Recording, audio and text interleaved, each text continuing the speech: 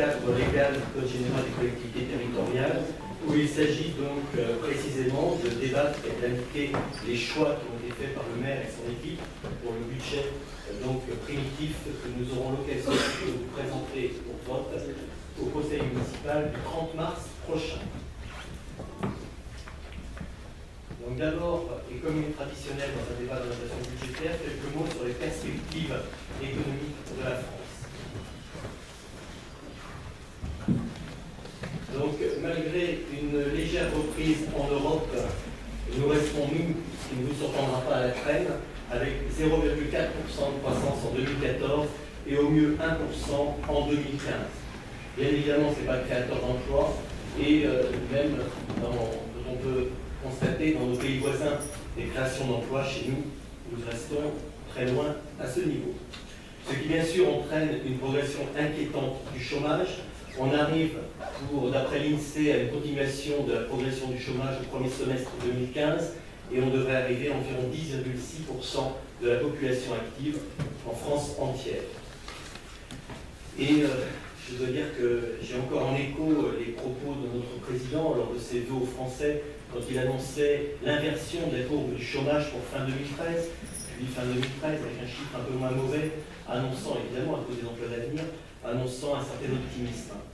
Pendant l'année 2014, ça a augmenté, donc au premier semestre 2015, ça continue à augmenter, et je considère vraiment que c'est le point le plus grave au niveau social, comme échec.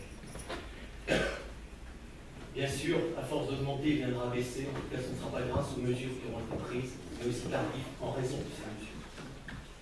Au niveau de la dette publique, eh bien, elle est donc actuellement d'un peu plus de 95%, à 2031 milliards. Elle dépassera les 100% du PIB en 2015.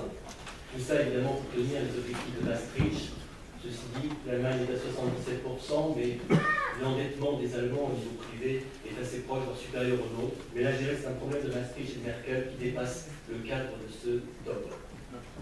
Au niveau de l'inflation, je dirais que nous sommes dans une dynamique déflationniste dans la zone euro, et ce, malgré la politique monétaire de la BCE et, comme vous l'avez pu constater récemment, le rachat de dette publique.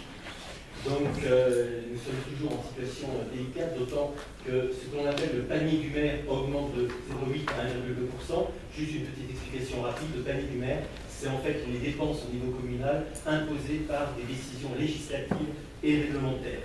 Donc c'est indépendant de toute politique de la commune, ça s'impose à nous. Et ce sont par exemple dans les frais personnels ce qu'on appelle le GVT, le glissement vieillesse-technicité, donc l'augmentation naturelle des grades dans le personnel de la mairie. Donc tout ça c'est légitime, hein, c'est pas une critique à ce niveau, tant que nos services ont une qualité certaine. Par contre, ce sont aussi les hausses des cotisations employeurs, ce qui là est beaucoup plus négatif, mais un impact fort sur nous. Alors impact aussi sur le marché immobilier, également avec cette situation économique tendue et donc indirectement sur nos droits de mutation. On le reverra tout à l'heure. Donc cette situation économique a bien sûr des impacts absolument directs sur nos budgets de collectivités locales et donc notamment sur Maisons de Finances. Donc nous allons maintenant voir les différents éléments. Donc vous voyez les 8 éléments que l'on a retenus, donc sur la DGF, le fonds de péréquation intercommunale.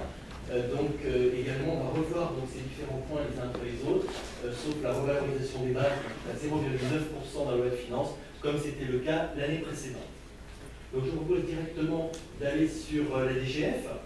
Donc vous savez les textes financiers qui ont été votés fin 2014, avec la loi de finances pour 2015, la deuxième loi de finances rectificative pour 2014 et la loi de programmation des finances publiques 2015-2019, et qui ont entraîné, vous savez, ce souhait de regagner 50 milliards, et dans les 50 milliards, de mettre 11 milliards à la charge des collectivités locales, soit 3,670 milliards par an.